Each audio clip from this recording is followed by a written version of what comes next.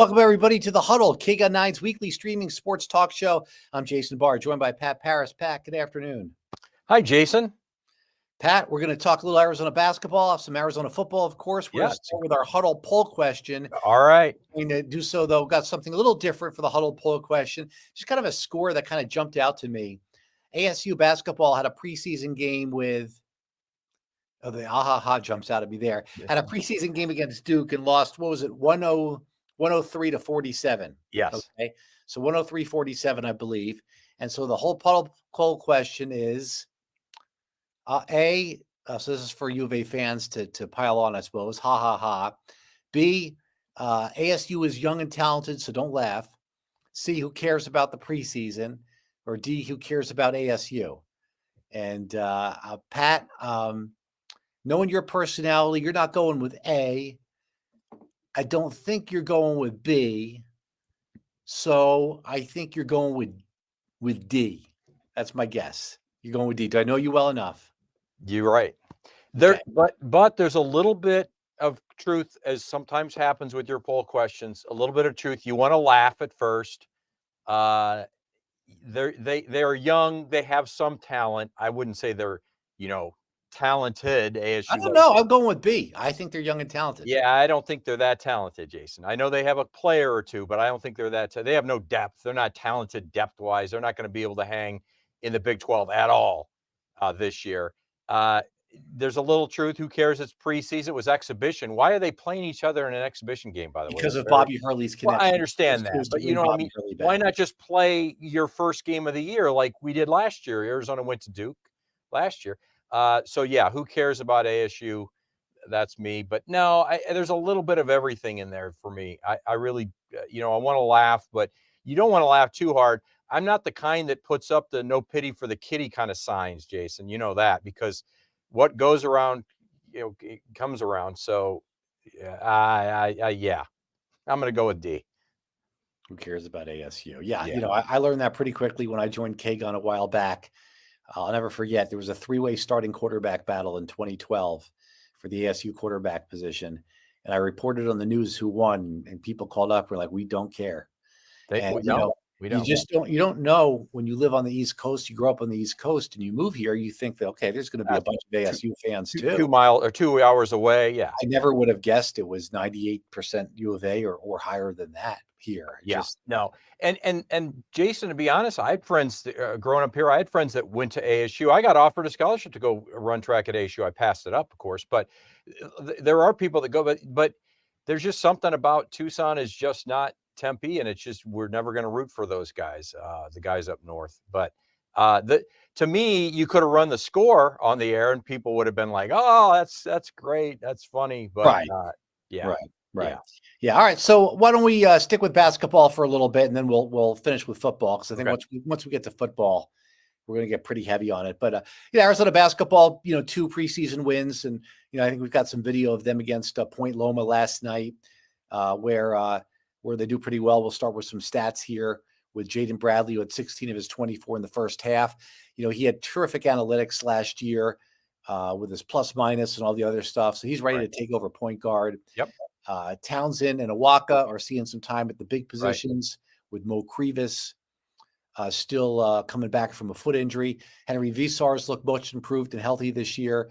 And Caleb Love's doing what he's doing there. So Arizona basketball ready to open up against Canisius on Monday.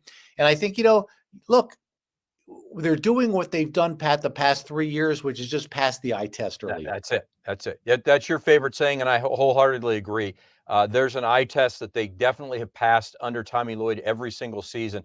And you have to, and those are the combined stats. Okay, I beg your pardon. Combined. Yeah, and Trey Townsend has really been impressive. Now it's 2 Division II teams. Point Loma was a step up though last night. Right. They're not a bad. They beat CSU Northridge. Right. Yes. And so and they were only, I think they kind of let a lead slip down to just 10 at halftime, and then they came out. I think they went on a 13-0 run to start the second half. And all signs point to this team having a little depth too, Jason. I think that's what we're excited about. Mo Krivas has got to get healthy if they want to be a top 10 team. There's no question. and he's got to be ready to play when the Big 12 season starts. And I assume we're going to see him sooner than later. But right now, you have to appreciate what you're seeing when they go small, or when Henry Vasar gets in there, like we saw a few times. He's big number 13 there, the 7-footer. He has looked really good, Jace. He looks like we would have thought we would have seen him last year, but he was injured from freshman year to sophomore year, that big jump. Well, now he goes from freshman year to a medical redshirt year to now his sophomore year. He looks very good. It's tough to analyze against the competition he's faced, especially bigs at a lower level.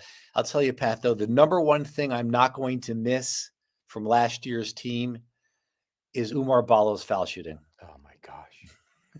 And as somebody who paid good money to sit in the stands and root for him to make the free throws, when your home crowd has to start applauding as he steps the line, just kind of firing up, you can do it, you can do it. That's not good. That's not good. Glad that's somebody else's problem. Indiana's problem. And yeah, exactly. What I will say though, guys like Vasar and Townsend and Awaka, it's lesser competition, but don't discount the fact that you're getting quality minutes and you're getting a lot of confidence. And I think confidence is king when it comes to players that step up to a new situation, step up to a new team that expectations are. None of these guys have played. We're talking about Townsend, Awaka, and Vasar have really been expected to do a lot on a team that's supposed to be so good, or a top 10 team. So I like the way they're responding so far. We'll see how they do as we go through the month of November now. They're all different types of players, especially up in that front court. Awaka is a guy who can move people a little different. Townsend's maybe a little bit more of a scorer. Henry Vasar is, more of the 7-footer with the European game. Krivas is going to be a guy who's going to be, a force in the middle who can block shots.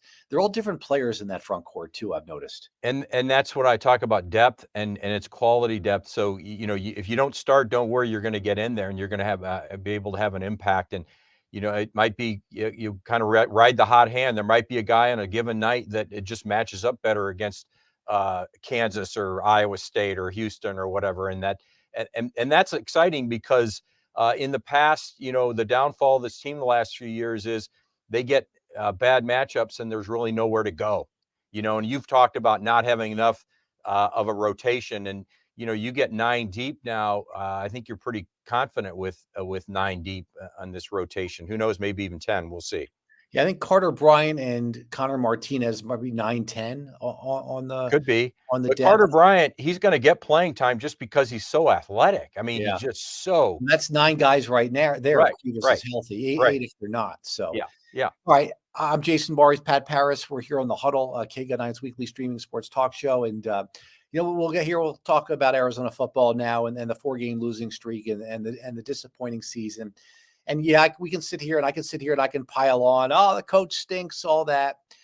And coming off the 31-26 loss to West Virginia. And, this coach has not had a good year. The team has not had a good year. This coach has made mistakes, Brent Brennan. One of the challenges that makes it tough is that part of the mistakes and part of the things that have gone wrong are completely out of his hands with some of the injuries and the expectations that were too great for a roster that was not what last year's roster was. He definitely has made some mistakes himself. There are some things about the team that you look at, like the being drawn off sides and all the penalties early on that make you wonder about the coaching. But one of the tricky things here, Pat, is that this particular coach in Brent Brennan is the nicest coach of a team you'll ever root for, anyone in the media will ever cover, the community will be around. This is the nicest man ever. And it makes it difficult to criticize and pile on and dump on when the guy is such a nice guy. Your thoughts on that? Yeah, I know where you're going with this, and I agree. He's a terrifically nice human being.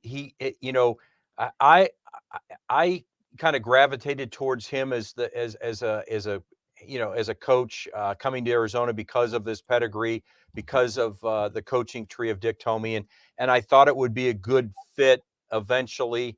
I thought things were going to go better than they've gone this year. I didn't know about the injuries. Yes, he's made mistakes,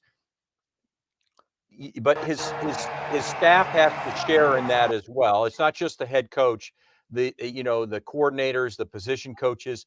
There have been mistakes made, but and to your point, I'll answer your question about what my thoughts about him. What I see is when you have a coach that's as likable as Brent Brennan is, and he's so nice to the media, and he seems to. The players seem to really like him, Jason. From what I understand, the players really do like him. So it to me it means that you have to really find something and be sure about it when you really try to take aim and criticize at him. So if you've got honest criticism, criticize away. That's what we do, right? It's our team. We want them to win. If he makes a mistake and we go, that's a coaching mistake, the head coach should be on that. That's fair. The piling on, you're right. Just because things aren't going the way everybody thought they would, maybe expectations were just too high. We shouldn't have thought they were going to be that good. Whatever argument or line of thought you want to go down, that's fine. But yeah, you just have to be 100% sure that I'm not just speculating on something, that I really saw that and I believe that's a coaching deficiency or coaching mistake. What I don't like, Pat, I'll give you one overriding thing and then one small thing from this past Saturday. Big picture, I don't like that, in my view, the team hasn't looked good all year, right out of camp, right? We talk about the eye test, and I didn't even think, I know they beat New Mexico 61-39, okay? But to me, that was two guys playing pitch and catch, almost like what you saw at the end of the game against West Virginia here. I don't think they definitely didn't look good the next week at NAU. They have a one win against a true freshman backup quarterback, yes. But to me, they just haven't looked good all year. That's the big picture that I have a problem with. And then there's a number of small things, whether it's his obsession with the reporting of injuries, the comments that he made about how there's better left to the marketing guys. You got to market the team too, okay? And then just even down 31-13 because the offense is so bad and boring. And then finally it takes Fafita and T-Mac to play backyard football, pitch and catch to bring them back for a couple of touchdowns. I'd almost like say, hey, listen, go for it, man. Do you just call the plays and do it? I almost feel like they'd do a better job than the coaching staff. Well, I don't think there's any question. Getting yards. Yeah. And my thought is as the little comeback was starting, Jason, and that the first of those 3 consecutive touchdowns was, there's the offense we saw last year. You can say what you want about Jed Fish and his offensive mind and all that, but that's the plays we saw them make last year. There was a lot of off schedule plays made by Noah Fafita. That's how they won the Alamo Bowl. That's how they won a lot of games last year. That's how they almost came back and won to get the West Virginia game. And I almost wonder if the the coaching staff comes in and says, okay, what offense are you guys running? All right, let's try to adapt our offense to that offense. And here's the offense we're going to run. Now do this and run it this way. And all of a sudden you got Noah Fafita probably thinking too much instead of just reacting. He's way better at just reacting. And his reads are better when he just decides, well, that's not going to work. I'm going to go ahead and roll out here and that. And sometimes it works, sometimes it doesn't, but more times than not, it works. And that's why Noah Fafita's stats look much better in this game, in the loss. But certainly it was after, being down so much in the third quarter that we finally saw that open up. Back to what your original line of thought was about, blame and all. I still get back to, Jason, I used to be under the always followed this internal rule. And that was, I'm never going to go after individual players for mistakes in college football or high school football. I just don't think it's right. You can, yes, when a guy gets to be a star and he makes a mistake, you go after him, you point out mistakes, but you don't get too critical of guys because these are college athletes. They're trying their best. They're not professionals. But that's out the window now with these college guys. These guys are professionals getting paid a lot of money, Jason.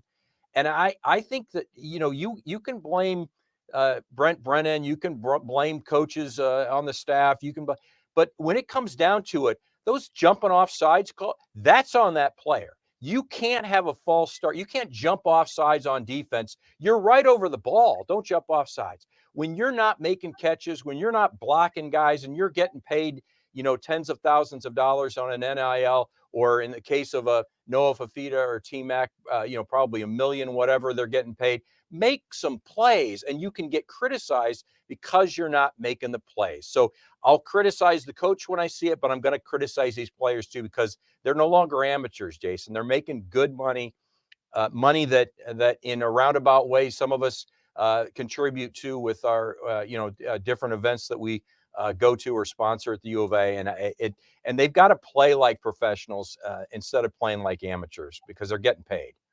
It'll be interesting to see, and this will be a conversation for after the season of what they do with the offensive coordinator position.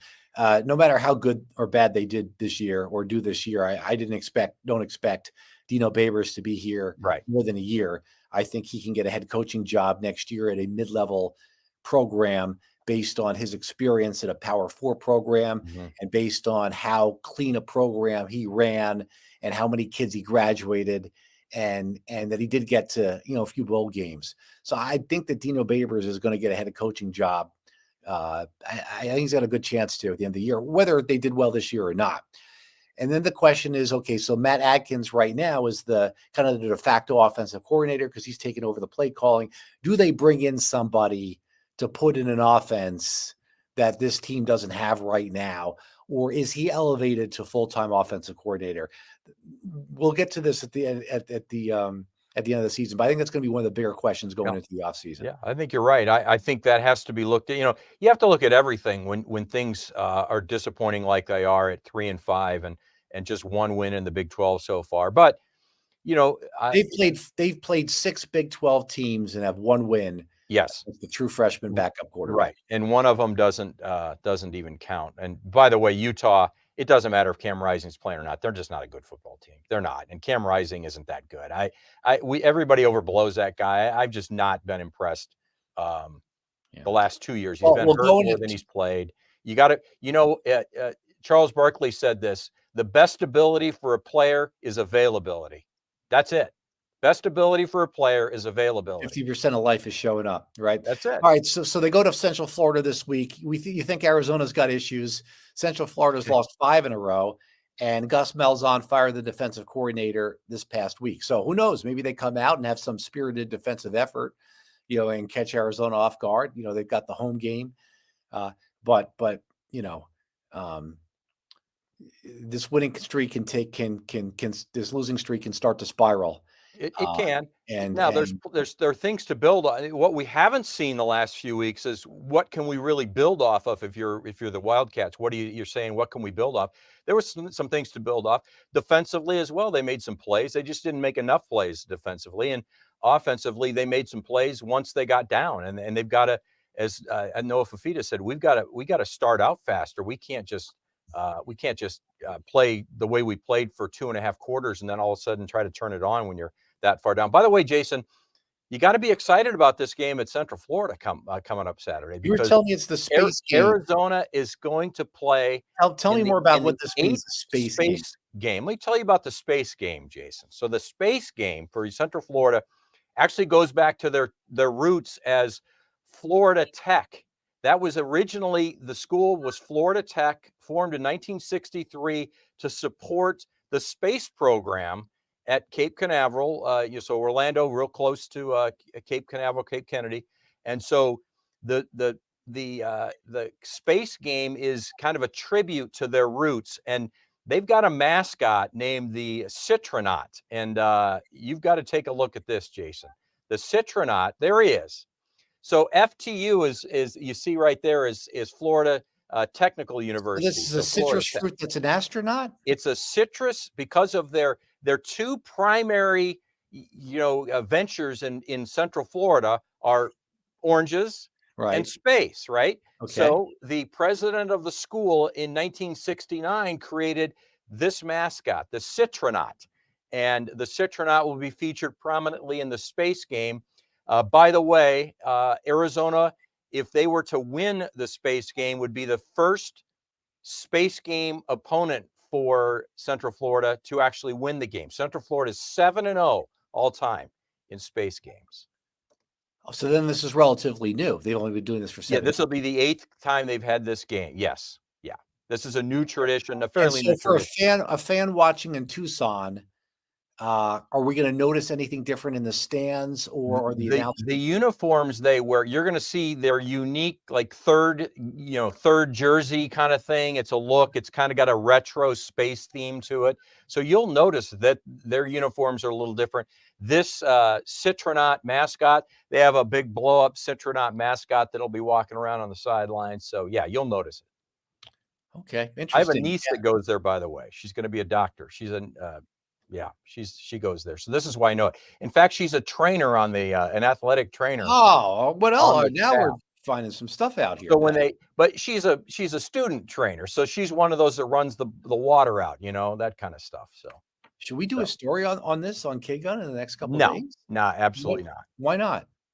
No, I mean, you Also, want to do that? You we can do we this. You can do this. we could interview her and, we can give Brent Brennan a heads up. We're gonna ask him about it in the weekly news conference so we don't put him on the spot. Okay, you can We do could do a that. story on this, Yeah, no? yeah. I don't know if do we have any video? Of the Citronaut. No, the space game from last year or Oh, something? I suppose you could find video of the We space don't game have a last sister year. station in Orlando. No, we don't. No, we don't. So we'd have to maybe get some photos from the Central Florida Athletic Department. Okay. Sure, they've got some. We'll look into that. That's interesting nonetheless, and, the 7-0 part's interesting too. If I know my niece, she's super shy, so I don't think she's doing an interview, but we'll see. That's all right. That's all right. Well, listen, they'll lose a space game eventually. Maybe for Arizona State, it's gonna be this Maybe it'll be this week. Maybe this is the turnaround, and they end up winning a few games here to end the season, become bowl eligible. You never know. Got yes or no? They go to a bowl game this year, Arizona? No, I don't think so. You gotta go I 3-1. don't think so. Because they're going to have to win what, 3 of their last 5 here? I don't think they're beating 3 of the last ASU. 4. 3 of the last 4. They have to win 3 of the last 4. Yeah. Yeah, I don't think that's I going to think- happen. I think they have a chance. I think they have a chance in this game, but I also thought they had a chance in the West Virginia game. They just got too far down too far, and I think they have a chance against Houston for sure. And you throw out the records when you play ASU. You never know. All right, this has been the Huddle, KGUN 9's weekly streaming sports talk show. We'll be back next Tuesday. We're going to talk Arizona basketball, maybe the women too, because Monday night it's a doubleheader to start the season. Yep. The women play at 4 and the men play at 8, I believe, at McKell Center. Yep. Right? It is 8. I'll be out. I'll be going to that game as a fan, Jason, Monday night. Oh, you're not working Monday night? Well, I'm not doing the late show Monday night. Let's put it that way. Yeah. No. We have an 8:15 after Monday Night Football on Monday. Yeah, I'm not going to do that show. So you're going to the game. Remember, the times change comes up on Saturday for the Saturday into Sunday for the rest of the country. Right. So actually, we'll have 7:15. a 4 o'clock and a 5 o'clock, and then the Monday Night Football won't come on until 9:15. You mean 7:15? No, 9:15. Oh, 9. Oh, yeah. Okay. So we'll do a 5 o'clock live on Monday, but not come on until 9:15 with after Okay, Monday. but I don't think we can go live at McKell Center because for the women's game because it's on ESPN Plus. Yeah, I'm pretty sure we can. I'll have to look into that. Probably not, but yes, and the Monday night game starts at 6:15, so it'll be over about 9:15, and that's what time we'll come on with the late news. But I'll be sitting in my seat at McKale. All right. For that against night. Canisius. Against Canisius. All right. For Pat Paris, I'm Jason Barrs. This has been the Huddle, KGUN 9's weekly streaming sports talk show. We'll see you right back. We'll talk about it all. I'll see you right back here next Tuesday at this time.